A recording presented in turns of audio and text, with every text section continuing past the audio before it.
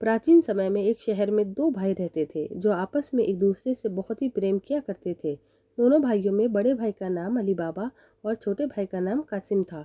अली बाबा और कासिम के पिताजी अपने निधन से पहले अपने दोनों बेटों का विवाह करवा दिया था। वो विवाह करवाने के कुछ दिन के बाद उनके पिताजी का निधन हो गया था, जिसके बाद दोनों ने अपने पिताजी का संस्कार बहुत धूमधाम से किया। दोनों अपना जीवन व्यतीत करने लगे। अली बाबा का विवाह एक बहुत ही गरीब घर की सुंदर स्त्री के साथ हुआ था और कासिम का विवाह बहुत ही अमीर व्यक्ति की पुत्री के साथ हुआ था। गरीब होने के कारण अली बाबा रोज जंगल में जाकर लकड़ियां काटता था, उसको शहर लाकर और उनको बेचकर अपने घर का पालन पोषण किया करता था। एक दिन अली बाबा जंगल में लकड़ी काटने के लिए गया तो उसने देखा कि सामने से कुछ लुटेरे चले आ रहे हैं, जिनको देखकर अली बाबा बहुत डर गया और कि कहीं वो लोग मुझको मार न दे, जिसके कारण अली बाबा ने अपने दोनों गधों को छुपा दिया और एक पेड़ के पीछे जाकर छुपकर बैठ गया। उसने देखा कि वो लुटेरे लगभग 40 की संख्या में थे। जिसके बाद एक गुफा के पास गए। लुटेरों का सरदार उतरा और गुफा के पास गया, कहने लगा, खुल जा सिमसिम। इसके बाद इतना बोलते ही गुफा के बाहर के जो चट्टानों से बनी दीवार थी वो खुल गई। सभी चोर उसके अंदर चले गए। थोड़ी ही देर में जब वो वापस आए तब एक बार फिर उस सरदार ने बोला, बंद हो जा सिमसिम। इसके ये बोलते ही गुफा का दरवाज़ा बंद हो गया। वो सभी लोग वहाँ से चले गए। जिसके बाद अली बाबा पेड़ के नीचे आया, उस गुफा के पास गया। गुफा पर पहुंचकर अली बाबा ने बोला, खुल जा सिमसिम। अली बाबा के ये बोलते ही गुफा का दरवाज़ा खुल गया। जिसके बाद अली बाबा गुफा के अंदर चला गया। गुफा के अंदर जाकर अली बाबा ने देखा कि उस गुफा के अंदर बहुत सारे सोने के सिक्के से भरी बोरियां रखी हैं, कई सोने से बनी वस्तुएं रखी हैं, जिसको देखकर अली बाबा बहुत खुश हो गया। फिर अली बाबा ने सोने के कुछ सिक्कों को उठाकर अपने गधों पर लाद दिया। जिसके बाद वो अपने गधों के साथ गुफा से बाहर आ गया। फिर अली बाबा ने कहा कि बंद हो जा सिमसिम। अली बाबा का इतना बोलते ही गुफा का दरवाज़ा बंद हो गया। जिसके बाद उन सोने के सिक्कों को लेकर वो अपने घर चला गया। घर जाकर उसने अपनी पत्नी को सारी बातें बताई। जिसके बाद उसकी पत्नी ने उन सोने के सिक्कों को देखने की इच्छा व्यक्त की। जिसके बाद अली बाबा ने अपनी पत्नी के सामने दोनों बोरी भरे सोने के सिक्के पलट दिए। जिसके बाद अली बाबा की पत्नी ने कहा, क्यों ना हम लोग इनको तौल कर देखें कितना है। जिसके लिए वो अपने देवर कासिम की पत्नी के पास जाकर उसके तराजू मांगने लगी। कासिम की पत्नी बहुत ही चालाक थी। उसने तराजू देने से पहले तराजू के नीचे मोम लगा दिया और अली बाबा की पत्नी को दे दिया।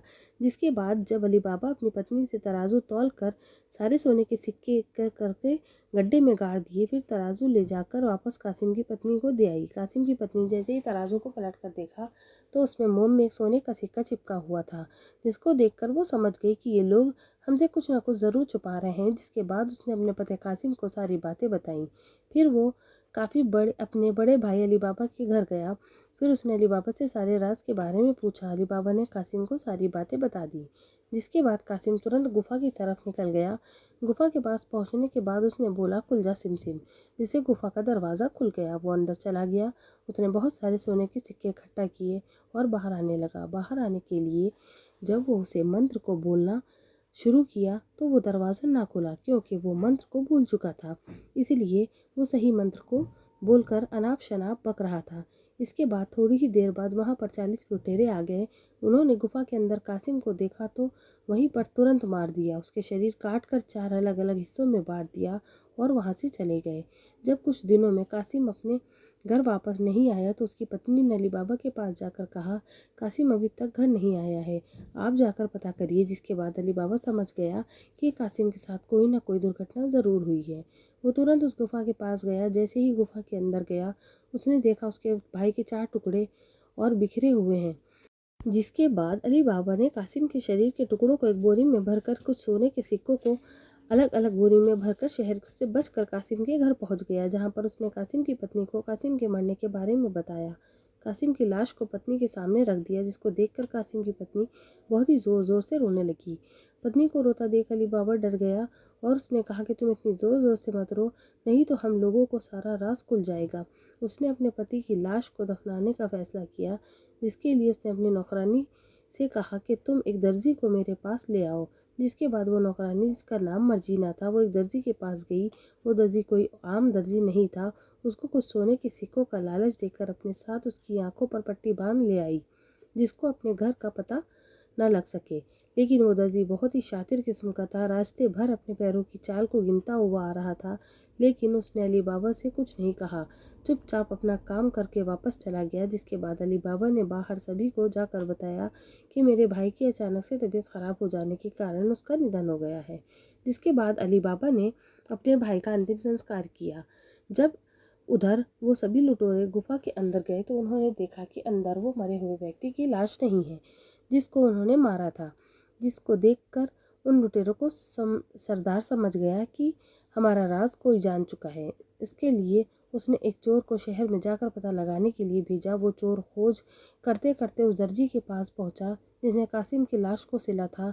चोर के पूछने पर दर्जी ने बताया, अभी कुछ दिन पहले मैंने एक लाश के 4 टुकड़ों को सिला था। जिस बाद वो चोर समझ गया कि वो वही व्यक्ति है जिसको हम लोगों ने मारा था, और चोर ने दर्जी को धन का लालच देकर उस जगह का पता बताने के लिए कहा। जिसके बाद दर्जी ने उस चोर को अली बाबा के घर का पता बता दिया। जिसके बाद वो चोर ने अली बाबा के घर के बाहर एक क्रॉस का निशान बना दिया और वहाँ से चला गया। वापस जाकर उसने अपने सरदार से कहा, मैंने उस घर का पता लगा लिया है जिसको हमारा राज पता है। जिसके बाद उन लुटेरों ने सरदार ने अली बाबा के घर जाने का निर्णय लिया, उसको मारने का भी निर्णय लिया। लेकिन जब सुबह मर्जीना ने अली बाबा के घर के बाहर एक क्रॉस को देखा तो वो समझ गई ये सारी चाल उन लुटेरों की है। जिसके बाद उसने हर एक घर में एक क्रॉस का निशान बिल्कुल हूबहू बना दिया। जब रात को लुटेरे को सरदार अपने साथियों के साथ रात को अली बाबा के घर आया तब उसने देखा कि वहाँ पर तो हर घर पर एक क्रॉस का निशान है। जिसको देखकर वो लुटेरा भी बहुत आश्चर्यचकित हो गया। जिसने वो निशान बनाया था खुद ही अली बाबा घर को पहचान न सका। जिसके बाद लुटेरों के सरदार ने उस लुटेरे को जान से मार दिया और वापस चले गए। फिर सरदार ने अपने दूसरे व्यक्ति को भेजा। वो दर्जी के पास गया। दर्जी ने उसको अली बाबा का घर बताया। अली बाबा के घर के बाहर उस व्यक्ति ने लाल कलर का निशान लगाया और वहाँ से जाकर सरदार को बता दिया। अगले दिन जब सुबह मर्जीना ने अली बाबा के घर के बाहर उस लाल निशान को देखा तो उसने एक बार फिर सभी घरों में वैसा ही लाल निशान बना दिया। अगर कहानी आपको अच्छी लगी हो तो मेरे चैनल को प्लीज़ सब्सक्राइब करना ना भूलें। जब रात को सरदार अपने सभी लुटेरों के साथ आया तो उसने देखा कि लाल निशान वैसे ही सभी घरों में बना हुआ है। जिसको देखकर वो बहुत क्रोधित हुआ। अपने दूसरे लुटेरे को भी उसने जान से मार दिया। जिसके बाद सरदार ने खुद ही अली बाबा का घर पता लगाने का निर्णय लिया। वो सरदार उस दर्जी के पास गया। उन दोनों को भी अली बाबा का घर का पता बताया था। उसको लेकर जाकर अली बाबा के घर पर पता लगा लिया और आसपास के लोगों से अली बाबा के बारे में पता भी कर लिया और वापस चला गया। वापस जाकर लुटेरों के सरदार ने योजना बनाई कि किस प्रकार से मारेगा। उसने अपने बाकी साथियों से कहा कि हम लोग अली बाबा के घर तेल के व्यापारी बनकर चलेंगे और तुम सभी लोग तेल के डिब्बे के अंदर छुपे रहोगे।